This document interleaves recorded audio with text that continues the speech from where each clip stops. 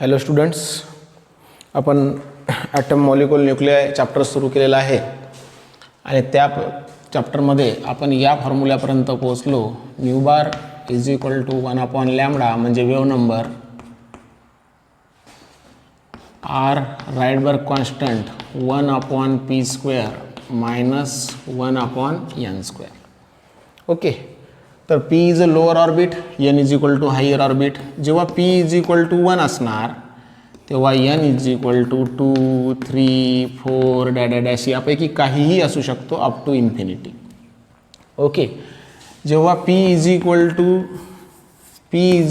To 2 असणार तेव्हा N is equal to 3, 4 dash काही असू शकतो इन्फिनिटी.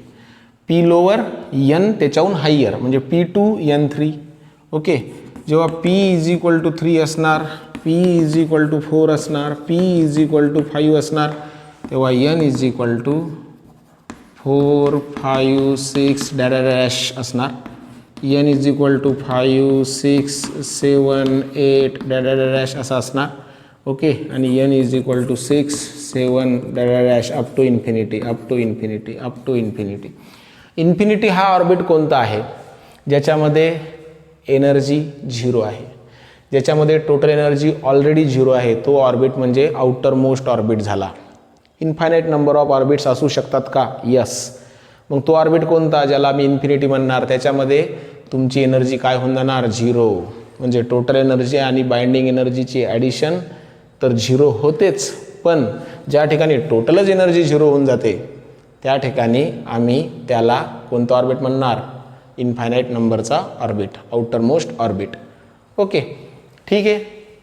आता when electron jumps from second orbit to first orbit और third orbit to first orbit और fourth orbit to first orbit किंवा fifth orbit to first orbit किंवा असं करता करता करता डॅश असं करता करता infinite number orbit to first orbit, त्यावेळेस आम्हाला जी सिरीज मिळते, ज्या व्यक्तीनं याचा अभ्यास केला याला म्हणणार आम्ही लेमन सिरीज किंवा लायमन सिरीज, कोणी कोण्या भाषेत बोलते लेमन सिरीज. याचं काय म्हणणं होतं? When electron jumps from second, third, fourth, fifth और up to infinity orbit to the first orbit, तेव्हा आम्हाला लेमन सिरीज मिळणार. लाईटची सिरीज लेमनची असणार. लेमननं अभ्यास केला म्हणून त्याला सिरीजला लेमन सिरीज म्हटलं गेलं. बरोबर आहे. बोहरनं हायड्रोजन ॲटमवर अभ्यास करण्याचं ठरवलं. त्याचे हे सगळे स्टुडंट्स होते, त्याच्या हाताखाली रिसर्च करणारे लोक होते. मग त्यांनी काय केलं की when electron jumps from second to first कोण्या प्रकारचा लाईट मिळतो, when electron jumps from third to first कोण्या प्रकारचा लाईट मिळतो, when electron jumps from 4 to first किंवा 7 टू फर्स्ट किंवा 9 टू फर्स्ट किंवा 100 टू फर्स्ट किंवा इन्फिनिटी टू फर्स्ट. ओके, कोणत्या प्रकारचा लाईट मिळतो? तर आम्हाला त्यावेळेस अल्ट्रा व्हायलेट रिजनमधला लाईट मिळतो. आम्ही मागच्या लेक्चरमध्ये जे पाहिलं, अल्ट्रा व्हायलेट रिजनमधला लाईट मिळतो. तो जो लाईट मिळतो मग त्याची या ठिकाणी किती वेवलेंथ आहे? तर जेव्हा लाईट 2 वरून 1 वर येतो म्हणजे N इज इक्वल टू 2 वरून 1 वर येतो तेव्हा आम्हाला या ठिकाणी जो वेवलेंथचा लाईट मिळतो, लाईटला 2 गोष्टी असतात, फ्रिक्वेन्सी आणि वेवलेंथ. ओके, तर आम्हाला 1216 अँगस्ट्रॉमचा लाईट मिळतो for N is equal to 2. मग N इज इक्वल टू 2 आहे म्हणजे P इज इक्वल टू किती राहणार? 1, त्याच्यापेक्षा लोअर. ओके, आणि जेव्हा N इज इक्वल टू 3 म्हणजे तिसऱ्यावरून या ठिकाणी पहिल्यावर येणार तेव्हा बाहेर आलेला लाईट हा कोण्या वेवलेंथचा राहणार? 1025 अँगस्ट्रॉमचा राहणार. 1025 अँगस्ट्रॉमचा लाईट राहणार. याची वेवलेंथ काय आहे? कमी आहे. वेवलेंथ कमी आहे तर वेवलेंथला इन्व्हर्सली प्रोपोर्शनल कोण आहे? फ्रिक्वेन्सी. बरोबर आहे. वेवलेंथ जर कमी आहे तर काय जास्त आहे? फ्रिक्वेन्सी. फ्रिक्वेन्सी जास्त आहे तर काय जास्त आहे? एनर्जी. सगळ्यात महत्त्वाची गोष्ट आम्ही पाहिलेलं आहे, energy is directly proportional to frequency and inversely proportional to wavelength. Wavelength कमी आहे, फ्रिक्वेन्सी जास्त आहे, म्हणजेच काय जास्त आहे? एनर्जी. मग जेव्हा इलेक्ट्रॉन सेकंडवरून फर्स्ट, थर्डवरून फर्स्ट, फोर्थवरून फर्स्ट किंवा इन्फिनिटीवरून फर्स्टवर येतात त्यावेळेस आम्हाला जास्त एनर्जीचा लाईट मिळतो. आणि कोणत्या रिजनमध्ये असतो? अल्ट्राव्हायलेट. हा लाईट व्हिजिबल आहे का इनव्हिजिबल आहे? इनव्हिजिबल आहे. उघड्या डोळ्यांना तो दिसत नाही, पण आम्ही त्याची फोटोग्राफी करू शकतो. फोटोग्राफमध्ये ते पाहू शकतो. ओके, फोटोग्राफिंग कशी असते ते आपण नंतर पाहू. आता या ठिकाणी धिस सिरीज, लेमन सिरीजचं काय म्हणणं आहे? धिस सिरीज करस्पॉन्ड्स टू म्हणजे ही सिरीज करस्पॉन्ड्स टू म्हणजे कशासोबत या ठिकाणी आहे, कशासोबत इन्वॉल्व आहे? Corresponds to the transition of electron. इलेक्ट्रॉनच्या ट्रान्झिशनसोबत करस्पॉन्डिंग आहे. कोण्या प्रकारच्या? फ्रॉम हायर एनर्जी स्टेटमधून ट्रान्झिशन होत आहे इलेक्ट्रॉनचं टू द कुठं व्हावं लागलं? First Bohr orbit. मग when electron jumps from higher energy orbit to the first सगळ्यात खालच्या बोर ऑर्बिट, तेव्हा आम्हाला जी सिरीज मिळणार, लाईटची जे काही प्रकार मिळणार आम्हाला, बरोबर आहे, कोणता प्रकार मिळणार, कसा मिळणार? When electron jumps from higher to lower, energy बाहेर पडणार in the form of light. मग तो लाईट कोण्या प्रकारचा असणार? त्याला आम्ही काय म्हणणार? Lemon series. या सिरीजमध्ये, लेमन सिरीजमध्ये ट्रान्झिशन होते कोणाचं? इलेक्ट्रॉनचं हायर एनर्जीमधून कुठं? फर्स्ट ऑर्बिटमध्ये, इनर मोस्टमध्ये. मग फॉर लेमन सिरीज पी म्हणजे lower orbit, P is equal to 1, N is equal to 2, 3, 4. The wave number and wavelength of spectral line, ह्या ज्या लाईट आपल्याला भेटायला लागला त्या स्पेक्ट्रल लाईनचा वेव्ह नंबर आणि वेव्हलेंथ म्हणजे न्यू बार किंवा 1/λ हा कोण्या इक्वेशननं भेटणार? Nu bar is equal to 1/λ. हा न्यू बार आहे, हा, या अंडरलाईनशी काही घेणं नाही. 1/λ is equal to R 1/p² minus 1/n². N काय राहणार? 2, 3, 4, 5 डॅश इन्फिनिटी. पी काय राहणार? 1. पी कधीच बदलणार का? नाही. एन बदलू शकतो का? हो.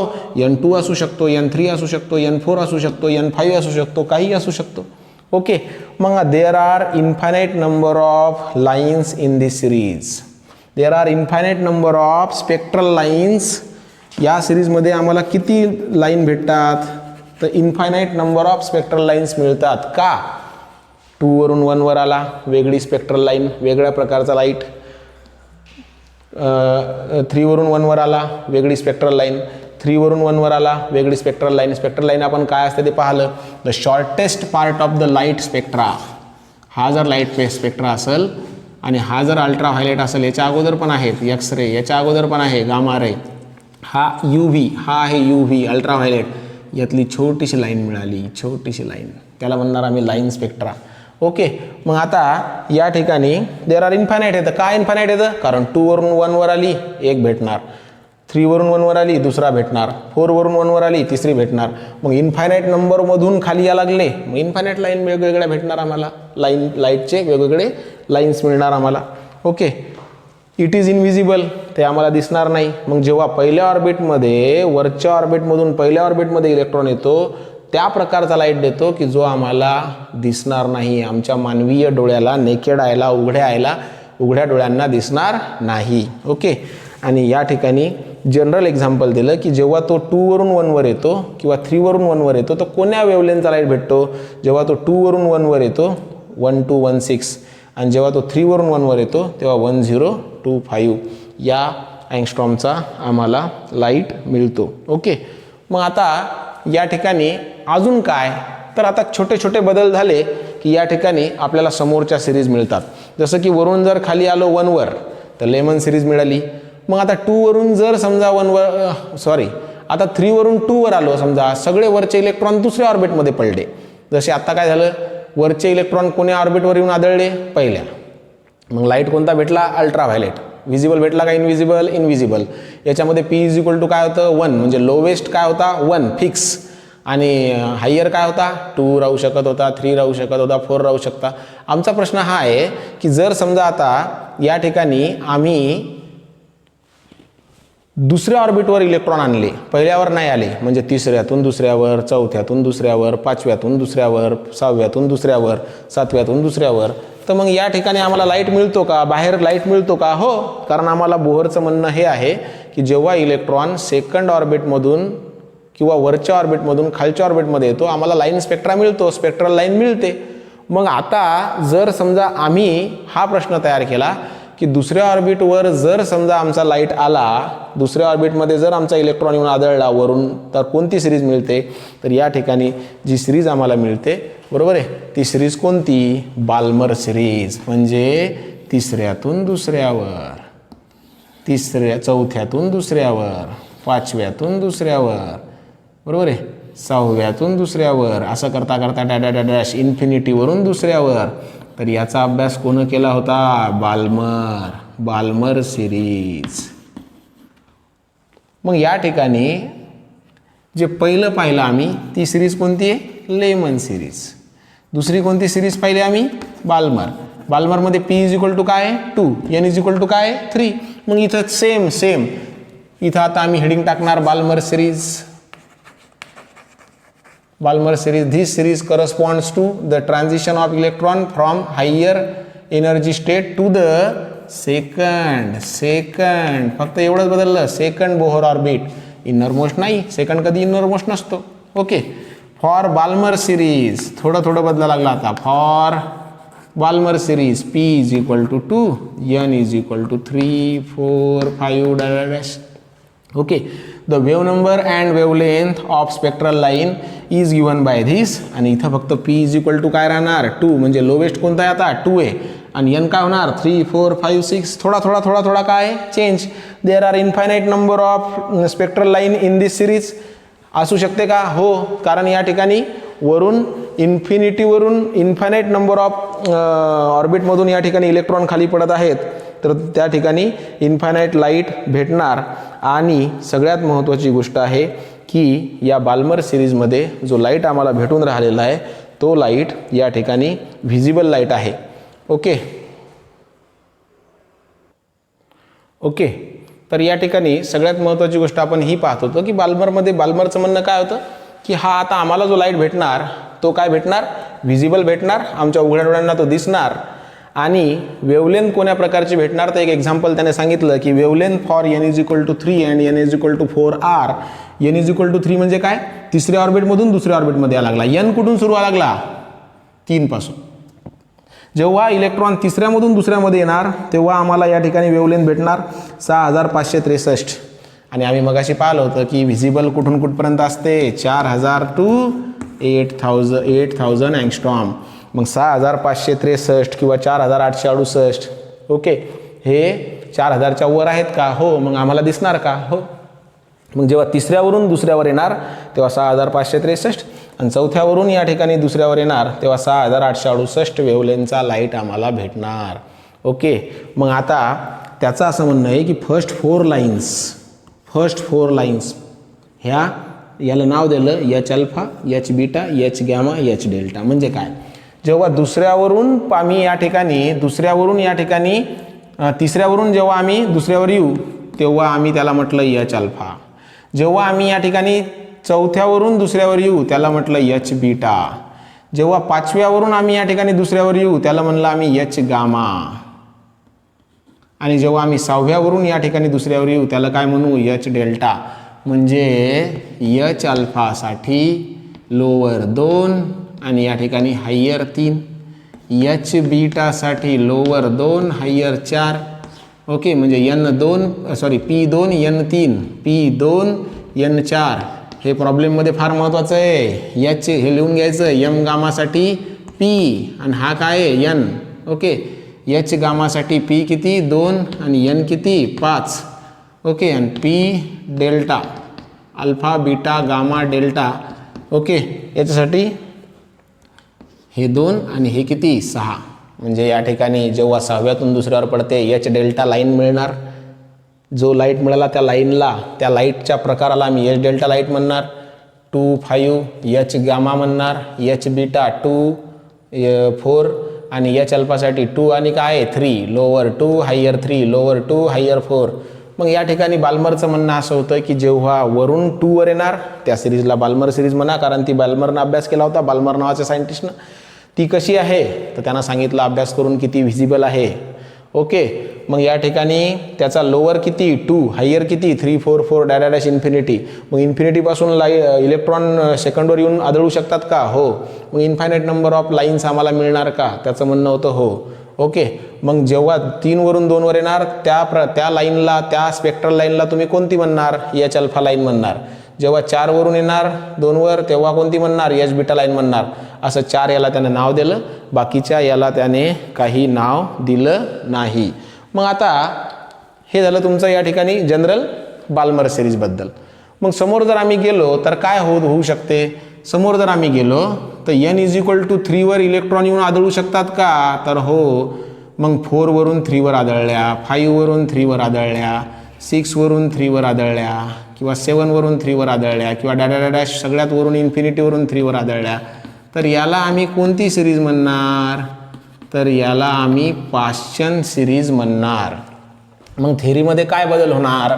बाल्मरच्या जागेवर आलं Paschen series. Okay, this series correspond to the transition of electron from higher energy state to the कोण्या एनर्जीवर येऊन कोण्या स्टेटवर येऊन आदळणार? थर्डवर. थोडा चेंज. फॉर कोणती सिरीज आता बाल्मरच्या जाग्यावर? पाश्चन सिरीज. मग फॉर पाश्चन सिरीज लोवेस्ट कोणती राहणार आता? 3. आणि हायर कोणत्या होणार? 4, 5, 6, 7, 8, 9, 10 सगळ्याच होणार. ओके, मग आता काय समोर? The wave number and wavelength of spectral line, the wave number and wavelength of spectral line is given by nu bar =1/λ. हा झाला फॉर्म्युला. पण इथं बदलणार कशाची व्हॅल्यू? पीची. आणि यांची किती राहणार? 4, 5, 6. पीचीच बदलणार. यांची काय? पीची फिक्स राहणार. यांची काही राहू शकते. पीची फिक्स म्हणजे 3 आणि यांची 4, 5, 6, 7, 8, 9, 10 काही. There are infinite number of spectral line असतात का? तर या ठिकाणी there are infinite number of spectral line आम्हाला पाश्चन सिरीजमध्ये मिळतात का? तर या ठिकाणी इन्फायनाईट नंबर ऑफ लाईन्स मिळतात.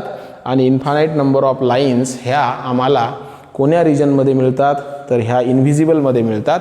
आणि इनव्हिजिबलमध्ये जर मिळतात तर त्या मग आता अल्ट्राव्हायलेटमध्ये मिळतात का व्हिजिबलमध्ये मिळतात का या ठिकाणी इन्फ्रारेडमध्ये मिळतात? तर व्हिजिबल नाही आहे आम्हाला, invisible. This series lies in in in infrared region. आता आम्हाला लाईट जो भेटणार इन्फ्रारेड भेटणार. केव्हा? जेव्हा वरून तिसऱ्यावर इलेक्ट्रॉन येत आहेत, वरच्या ऑर्बिटमधून तिसऱ्या ऑर्बिटमध्ये इलेक्ट्रॉन येत आहेत, तेव्हा जो लाईट भेटणार तेव्हा लाईट कोणता राहणार? इन्फ्रारेड लाईट राहणार. इन्फ्रारेड लाईट राहणार. इन्फ्रारेड लाईट हा व्हिजिबल आहे का इनव्हिजिबल आहे? इनव्हिजिबल. इन्फ्रारेडचं एक्झाम्पल काय आहे? रिमोटमधून जो लाईट तुमचा निघतो तो लाईट त्या ठिकाणी कोणता लाईट आहे? इन्फ्रारेड लाईट आहे. हे सगळ्यात महत्त्वाचं. थोडा थेरॉटिकल चेंज होत आहे, जास्त नाही. ओके. तर या ठिकाणी आता समोर हा इन्फ्रारेड लाईट आम्हाला मिळणार. ओके, आणि याची जी वेवलेंथ आहे, जेव्हा हा 4 वरून 3 वर येणार तेव्हा 18,750 अँगस्ट्रॉमचा लाईट मिळणार. जेव्हा हा 5 वरून या ठिकाणी 3 वर येणार तेव्हा 12,820 अँगस्ट्रॉमचा लाईट मिळणार रिस्पेक्टिव्हली. यांची जर किंमत 4 असेल म्हणजे चौथ्या ऑर्बिटमधून जर तिसऱ्या ऑर्बिटमध्ये आला, तिसरा फिक्स आहे कारण ही सिरीज कोणती आहे? पाश्चन सिरीज. जेव्हा चौथ्यावरून तिसऱ्यावर येणार 18,750चा लाईट भेटणार, ज्याची वेवलेंथ 18,750 आहे. म्हणजे क्रेस्ट आणि ट्रपमधलं अंतर किती आहे? 18,750 अँगस्ट्रॉम. म्हणजे वेवलेंथ वाढली. वेवलेंथ वाढली म्हणजेच फ्रिक्वेन्सी कमी झाली. फ्रिक्वेन्सी कमी झाली म्हणजे एनर्जी काय झाली? कमी झाली. म्हणजे जसं इलेक्ट्रॉन हा खाली न आदळता, म्हणजे पहिल्या किंवा दुसऱ्या किंवा तिसऱ्या ऑर्बिटमध्ये न आदळता वर जाईल, तसतशी आमची या ठिकाणी काय कमी मिळणार? एनर्जी कमी मिळणार, फ्रिक्वेन्सी कमी मिळणार. म्हणजेच काय जास्त मिळणार? वेवलेंथ जास्त मिळणार. सुरुवातीला वेवलेंथ 1012 मिळाली होती. नंतर वेवलेंथ व्हिजिबल मिळाली 4, 4,500, 6,000, 4,000, 6,000. नंतर आता वेवलेंथ जेव्हा तिसरा आदळला तेव्हा वेवलेंथ काय मिळाली या ठिकाणी? 18,000 किंवा 12,000. इन्फ्रारेड रिजनमध्ये गेलो म्हणजे अल्ट्राव्हायलेट रिजन मिळाला. केव्हा? जेव्हा पहिल्यावर आदळले. कारण गॅप जास्त आहे, एनर्जी डिफरन्स जास्त आहे. आता एनर्जी डिफरन्स कमी व्हायला लागला कारण लाईन्स स्पेसिंग आता जवळ आहे. हा एनर्जी डिफरन्स जास्त, हा कमी, हा अजून कमी. एनर्जी डिफरन्स जेवढा जास्त, एनर्जी डिफरन्स जेवढा जास्त, वरून जेवढा खाली येणार तेवढ्या जास्त एनर्जीचा लाईट भेटणार, तेवढ्या जास्त एनर्जीची स्पेक्ट्रल लाईन मिळणार. मग पहिल्यामध्ये आदळल्यावरच जास्त एनर्जीचा स्पेक्ट्रल लाईन का मिळाला? अल्ट्राव्हायलेट रिजन का मिळालं? कारण एनर्जी गॅप जास्त होता. आणि जेवढा एनर्जी गॅप तेवढ्याच प्रकारचा लाईट आम्हाला मिळायला लागला, तेवढ्याच ताकदीचा लाईट आम्हाला मिळायला लागला. समजा एनर्जी इथं 10 आहे आणि हे 1 आहे, खाली पडला 9चा लाईट भेटला, कारण गॅप जास्त आहे. गॅप कमी झाला, 2 वरून 1 वर आदळला, ओके, 1चाच लाईट भेटला. मग जेवढ्या वरून खाली आदळल तेवढ्या जास्त एनर्जीचा लाईट मिळेल, तेवढ्या जास्त फ्रिक्वेन्सीचा लाईट मिळेल, ओके. आणि या ठिकाणी काय होईल, त्याची जी वेवलेंथ आहे, ओके, ती पण त्या ठिकाणी काय असेल, कमी असेल. वेवलेंथ कमी म्हणजे फ्रिक्वेन्सी आणि एनर्जी काय राहते, जास्त राहते. वेवलेंथ वाढली, वेवलेंथ जास्त म्हणजे फ्रिक्वेन्सी आणि एनर्जी कमी, कारण ते एकमेकाला इन्व्हर्सली प्रोपोर्शनल येतं, ओके. याच्यानुसार आता this was the simple about the Lyman series, Balmer series, Paschen series. आता मग या ठिकाणी जेव्हा लाईट चौथ्यावर आदळणार त्याचा अभ्यास कोण केला, मग त्याचा अभ्यास ब्रॅकेटनं केला. ब्रॅकेट नावाचा सायंटिस्ट. ब्रॅकेट सिरीज आता मी लिहून देणार नाही, काही चेंज करणार नाही. ब्रॅकेट सिरीज नाव टाकायचं. This series correspond to the transition of electron from higher energy state to the fourth orbit. Brackett लिहूनच घ्या बाबा, अजून नाही तर टेन्शन येईल काही. Brackett series, okay. For Brackett series P is equal to काय, 4 आणि N is equal to P पेक्षा मोठे म्हणजे कोण, 5, 6, अजून कोण, 7 डॅश, ओके. याच्यासाठी Pच्या जागेवर काय येणार, 4, okay. There are infinite number of spectral line आहेत का, हो, कारण इन्फायनाईट नंबर वरून वरच्या वेगवेगळ्या इन्फायनाईट नंबर ऑर्बिटमधून तो चौथ्यावर यायला लागला. आहे, ओके. हे इनविजिबल आहे का विजिबल आहे, इनविजिबल आहे. कोण्या रिजनमध्ये आढळतो, इन्फ्रारेडमध्ये. म्हणजे आम्हाला बाहेर जो लाईट भेटायला लागला तो कोणता आहे, इन्फ्रारेड भेटून राहिला, ओके. मग जेव्हा या ठिकाणी N इज इक्वल टू 5 आणि N इज इक्वल टू 6 असतो तेव्हा आम्हाला भेटणारी या ठिकाणी आम्हाला जी भेटणारी आहे अँगस्ट्रॉम लाईट ते किती भेटायला लागला. सगळ्या व्हॅल्यू काही पाठ नसतात, शिक्षकांना पाठ करण्याची काही गरज नसते, पण तुम्हाला मात्र पाठ करावी लागेल, ओके. मग जेव्हा या ठिकाणी ब्रॅकेट सिरीजमध्ये 5व्या आणि 6व्यामधून चौथ्यावर यायला लागला तेव्हा 40,518 अँगस्ट्रॉम टू 26,253. मग जेव्हा तो 5व्यावरून चौथ्यावर येणार तेव्हा 40,518 अँगस्ट्रॉम वेवलेंथ असणार लाईट मिळणार. जेव्हा तो 6व्यावरून या ठिकाणी चौथ्यावर येणार तेव्हा तो 26,253 अँगस्ट्रॉमचा लाईट आम्हाला देणार. मग वेवलेंथ पहिल्यापेक्षा वाढली का, हो, पहिल्यापेक्षा वेवलेंथ काय झाली, वाढली.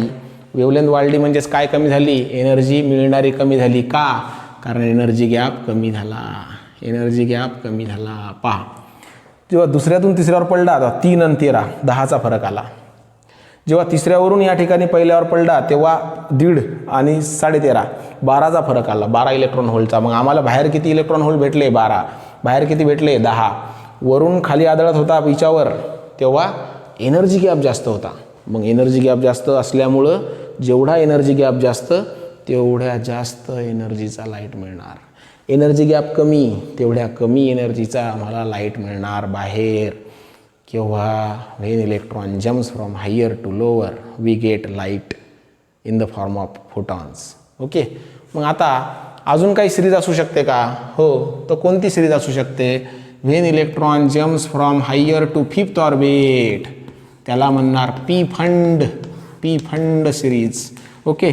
याच्याबद्दलची सगळी माहिती तुम्ही पुस्तकातून लिहून घ्यायची, मी लिहून देणार नाही आता तर सांगणार नाही कोणाचा लाईट पडायला आणि काय पडायला. Pfund series, okay, same आहेत. Corresponds to higher to 5th orbit, P is equal to 5, N is equal to 6. मग या ठिकाणी आता व्हिजिबल असणार का, नाहीच, इनव्हिजिबलच राहणार. मग तो कोण्या इन्फ्रारेडमध्ये असतो का रेडिओ वेव्हमध्ये जातो, पुस्तकात बघा इनव्हिजिबलच आहे तो. मग जेव्हा तो 6व्यावरून 5व्यावर येतो आणि 7व्यावरून 5व्यावर येतो कोण्या प्रकारचा लाईट मिळतो ते बघा, ओके. मग आता या ठिकाणी ह्या झाल्या 5 सिरीज की ज्या फार महत्त्वाच्या आहेत. याच्यानंतरच्या ज्या सिरीज आहेत त्या आहेत का, तर त्या आहेत, पण त्याला काही नेमिंग या ठिकाणी दिलेलं नाही. ह्या सिरीज फार महत्त्वाच्या आहेत. कोणत्या कोणत्या? Lyman series, Balmer series, Paschen series, Brackett series, Pfund series. हे काय सांगतात? हे वेगवेगळे सायंटिस्ट आहेत. यांनी काय केलं? अभ्यास केला. कशाचा? की वरून जेव्हा पहिल्या ऑर्बिटमध्ये इलेक्ट्रॉन येणार कोण्या प्रकारचं लाईट मिळणार? अल्ट्राव्हायलेट. वरून जेव्हा दुसऱ्यामध्ये येणार कोण्या प्रकारचं लाईट मिळणार? व्हिजिबल. वरून जेव्हा तिसऱ्यावर येणार कोण्या प्रकारचं लाईट आम्हाला बाहेर भेटणार? तर इन्फ्रारेड. वरून जेव्हा चौथ्यावर येणार कोणता भेटणार? इन्फ्रारेड. वरून जेव्हा पाचव्या ऑर्बिटवर पडणार तेव्हा कोणता भेटणार? ते तुम्हाला पुस्तकात पाहायचं आहे. जोपर्यंत तुम्ही वाचणार नाही तोपर्यंत तुम्हाला समजणं कठीण होईल. हे मात्र फार महत्त्वाचं आहे प्रॉब्लेमसाठी. Visible, H alpha line. तिसऱ्यावरून दुसऱ्यावर आढळला electron, H alpha line visible मिळते. चौथ्यावरून दुसऱ्या ऑर्बिटमध्ये आढळला, एच बीटा मिळते. याच्या सगळ्या वेवलेंथ किती, फ्रिक्वेन्सी किती, काय, हे सगळं आम्ही कुठं काढणार? तर हे सगळं आम्ही प्रॉब्लेममध्ये काढणार. फार जास्त महत्त्वाचं आहे, लिहून घ्यायचं. ओके. समोरचा जो छोटासा कन्सेप्ट आपण या ठिकाणी आता पाहणार आहोत तो आहे series limit. Okay. Series limit म्हणजे काय? तर याची डेफिनेशन दिली त्याने, द स्मॉलेस्ट वेवलेंथ. हे जर समजलं तर मात्र सगळं समजेल. जसं आम्ही लिहिलं होतं, energy is directly proportional to frequency is inversely proportional to wavelength. Wavelength कमी म्हणजे काय जास्त हो? फ्रिक्वेन्सी जास्त. म्हणजेच काय जास्त हो? एनर्जी जास्त. मग स्मॉलेस्ट जर वेवलेंथ असेल, वेवलेंथ जर कमी असेल तर फ्रिक्वेन्सी जास्त भेटायली म्हणजे एनर्जी जास्त. एनर्जी जास्त केव्हा मिळेल? जेव्हा हायर ऑर्बिटमधून लोअर ऑर्बिटमध्ये येईल. का? लोअर ऑर्बिटमधून लोअर ऑर्बिटमध्ये येईल. जेव्हा हायर ऑर्बिटमधून लोअर ऑर्बिटमध्ये येईल. का? कारण आम्ही मगाशी पाहिलं, हा समजा n इज इक्वल टू 1 होता, n is equal to 2, n is equal to 3, n is equal to 4, n is equal to 5, 6, 7, 8, infinity. मग आता जर समजा तो इन्फिनिटीवरून 1वर आला, म्हणजे हायरवरून जर तो सगळ्यात लोअरवर आला, इनर मोस्टवर, तर एनर्जी गॅप काय आहे? जास्त. हा गॅप पहा तुम्ही, मॅक्झिमम गॅप आहे. गॅप मॅक्झिमम असेल तर एनर्जीमधला डिफरन्स हा पण कसा भेटल? मॅक्झिमम. मॅक्झिमम एनर्जीचा डिफरन्स असेल म्हणजे समजा हा आहे 15 आणि हा आहे समजा या ठिकाणी 15चा गॅप भेटला. समजा 15पेक्षा आता त्याच्यावर डिस्कशन नाही करू जनरल. ओके. जर मॅक्झिमम एनर्जी गॅप आहे याचा अर्थ खूप वरून इलेक्ट्रॉन खाली येत असेल तर एनर्जी गॅप जास्त आहे. याचा अर्थ बाहेर पडणारी एनर्जी पण कशी मिळणार? मॅक्झिमम. एनर्जी जर मॅक्झिमम भेटली तर फ्रिक्वेन्सी कशी असणार? मॅक्झिमम. म्हणजेच वेवलेंथ काय राहणार? मिनिमम. म्हणजेच काय राहणार? स्मॉलेस्ट. मग स्मॉलेस्ट वेवलेंथ केव्हा राहणार? जेव्हा हायेस्ट ऑर्बिटमधून खाली येणार. हायेस्ट ऑर्बिट कोणता आहे? इन्फिनिटी. मग जेव्हा हायेस्ट ऑर्बिटमधून या ठिकाणी लोवेस्ट ऑर्बिटमध्ये येणार म्हणजे पहिल्या किंवा दुसऱ्या किंवा तिसऱ्या किंवा चौथ्या किंवा पाचव्या, तेव्हा आम्हाला वेवलेंथ कशी भेटणार? स्मॉलेस्ट. कन्सेप्ट आहे. स्मॉलेस्ट वेवलेंथ तेव्हा भेटणार जेव्हा हायरवरून लोअर येणार. मग लेमनचं म्हणणं काय की for Lyman series smallest wavelength केव्हा भेटणार किंवा सिरीज लिमिट कशी काढणार? मग आम्हाला माहिती आहे. ओके. काय फॉर्म्युला आहे? R 1/p² minus 1/n². Lemon सिरीजसाठी तर फिक्स आहे, p इज इक्वल टू 1 आणि सिरीज लिमिटमध्ये n इज इक्वल टू काय घ्यायचं? इन्फिनिटी. का? कारण सिरीज लिमिटमध्ये n is equal to infinity यासाठी घ्यायचं कारण आम्हाला स्मॉलेस्ट वेवलेंथ पाहिजे. कमीत कमी वेवलेंथ काय भेटल? कमीत कमी वेवलेंथची लिमिट काय राहील? जसं की पास होण्यासाठी कमीत कमी मार्क किती? 40. त्याचप्रमाणे कमीत कमी लिमिटची वेवलेंथ, कमीत कमी वेवलेंथची लिमिट काय आहे हे जर काढायचं असेल तर आम्हाला n इज इक्वल टू काय घ्यावं लागेल? इन्फिनिटी. मग टाका याच्यात. मग आता nu bar is equal to 1/λ is equal to R 1/1² minus 1/∞². Okay. आता शांत द्या. 1/1² 1, 1/1 1 मायनस इन्फिनिटीचा स्क्वेअर इन्फिनिटी, 1/∞ 0, 1/∞ 0, 1/0 इन्फिनिटी. ओके. हे आलं तुमचं 0 म्हणजे 1 - 0 1 R. ओके, मग हे आला तुमची 1/λची व्हॅल्यू. हे न्यू बार विसरून जा. 1/λची व्हॅल्यू काय आली? आर. हे आर इकडं आणा. 1/r is equal to what? Lambda. Lambda कमीत कमी किती भेटणार? 1/r. कोण्या सिरीजसाठी? कोण्या सिरीजसाठी? लेमन सिरीजसाठी. मग लेमन सिरीजची लोवेस्ट वेवलेंथची व्हॅल्यू काय आहे? 1/r. फॉर्म्युले पाठ पाहिजे. लेमन सिरीजमध्ये कमीत कमी वेवलेंथचा लाईट किती भेटणार? किती असणार? कमीत कमी वेवलेंथची व्हॅल्यू काय असणार लाईटची? लेमन सिरीजमध्ये लाईटच्या कमीत कमी वेवलेंथची व्हॅल्यू किती असणार? 1/r. कमीत कमी वेवलेंथ भेटली की जास्तीत जास्त फ्रिक्वेन्सी आणि एनर्जीच्या व्हॅल्यू काढता येतात. नाही समजलं आम्हाला. स्मॉलेस्ट वेवलेंथ केव्हा भेटणार? जेव्हा एनर्जी गॅप जास्त असणार. एनर्जी गॅप जास्त म्हणजे फ्रिक्वेन्सी जास्त असणार. फ्रिक्वेन्सी जेवढी जास्त तेवढीच काय कमी असणार? वेवलेंथ. मग बाल्मर सिरीजचा अभ्यास करण्याचा जर प्रयत्न केला बाल्मर सिरीजमध्ये तर P is equal to lowest किती असते? 2 आणि N is equal to infinity घ्यायचं ठरलेलं आहे कारण हायेस्टवरून खाली पडा लागला. ओके, हायेस्टवरून जेवढ्या हायेस्टवरून खाली पडल तेवढाच एनर्जी गॅप जास्त राहील. एनर्जी गॅप जास्त असणार म्हणजे वरून खाली पडला तर बाहेर पडणारी एनर्जी पण काय राहील? जास्त. फ्रिक्वेन्सी काय राहील? जास्त. फ्रिक्वेन्सी जास्त असली म्हणजेच या ठिकाणी वेवलेंथ काय राहणार? स्मॉलेस्ट. कमी राहणार. ओके, मग या ठिकाणी वेवलेंथ जर कमी राहणार तर आता मात्र या ठिकाणी बाल्मर सिरीजमध्ये आम्हाला माहिती आहे P is equal to 2 N is equal to infinity. आम्ही आत्ताच पाहिलं. ओके, मग आता काय? 1/λ म्हणजे nu bar is equal to R 1/p² minus 1/n². R. Okay, 1/2² minus 1/∞². Okay, मग हे आलं R 1/4 1/∞² इन्फिनिटी 1/∞² 0 म्हणजे हे काय आलं तुमचं? R/4 1/λ. ओके, मग आता मला काय करायचं तर या ठिकाणी लॅमडाची किंमत काढायची. रेसिप्रोकल घ्या. 1/λला काय करा? याला असं लिहिता येते तुम्हाला उलटं दोन्ही. λ/1 इज इक्वल टू याला पण रेसिप्रोकल घ्या 4/r म्हणजेच तुमचा लॅमडा किती निघाला? 4/r.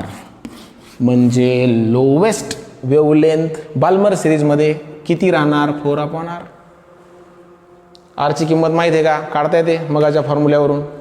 ओके, त्याच प्रकारे जर बेसिक कॅल्क्युलेशन केलं पाश्चन सिरीजसाठी जर केलं तर P इज इक्वल टू किती राहणार? 3 1/3² हे तर इन्फिनिटीज राहणार. स्मॉलेस्ट वेवलेंथ काढायची असेल, स्मॉलेस्ट वेवलेंथची लिमिट काढायची असेल तर हे तर इन्फिनिटीज लागणार. वेवलेंथ स्मॉलेस्ट घ्यायसाठी इन्फिनिटी का घेतलं? जेवढ्या वरून पडणार तेवढा एनर्जी गॅप जास्त राहणार. जेवढा एनर्जी गॅप जास्त राहणार तेवढी बाहेर पडणारी एनर्जी काय भेटणार? जास्त. समजा एक माणूस आहे 10 रुपये होते, रुपयावर आला 9 रुपये बाहेर पडले. पण एक माणूस आहे 100 रुपयावर होता, 1 रुपयावर आला 99 रुपये बाहेर पडले. एक माणसाकडे 1,00,000 रुपये होते, 1 रुपयावर आला 99,999 रुपये बाहेर पडले. म्हणजे जेवढ्या वरून येणार तेवढा आम्हाला काय जास्त भेटणार? एनर्जी जास्त म्हणजे फ्रिक्वेन्सी जास्त म्हणजेच वेवलेंथ कमी. मग पहा आता बाकीचे तुम्हाला करायचे. फॉर हे बाकीचे तुम्हाला काढायचं for Paschen series N is equal to 3 बरोबर. हे तर 0 येणार. 3² 9 R/9 उलटं करा 9/r म्हणजे लॅमडा इज इक्वल टू काय येणार? 9/r.